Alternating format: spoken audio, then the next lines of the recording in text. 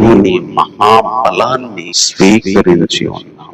అయితే ఒక రోజు ఎప్పుడైతే సర్వ ప్రపంచ రాజ్యాలన్నీ క్రీస్తు అయినాయో, పెద్దలందరికీ కూడా అర్థమైందో, దేవా మళ్ళీ నీ బలం నీకు వచ్చేసింది, ఈ సృష్టి నీ హ్యాండ్ ఓవర్ లోకి వచ్చింది, సమస్త అధికారం నీకే వచ్చింది, మనుషుల మీద అధికారం నీకే వచ్చింది, సమస్తం నీ కంట్రోల్లోకి వచ్చింది, నీ బలాన్ని నువ్వు మళ్ళీ స్వీకరించావని చెప్పి ఆ 7వ బూర ఊదిన తర్వాత ఆ 24 పెద్దలు సాష్టాంగ నమస్కారం చేసి, వర్తమాన భూత కాలంలో ఉండే సర్వాధికారివైన దేవుడివి, నీవు నీ బలాన్ని స్వీకరించి ఏలుతున్నావు అంటే మళ్ళీ తన బలాన్ని దేవుడు తీసుకోబోతున్నాడు.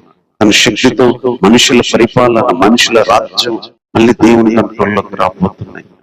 అప్పుడు దేవుడు సర్వ బలము కలిగి ఏలబోతున్నాడు, సర్వశక్తితో ఏలబోతున్నాడు.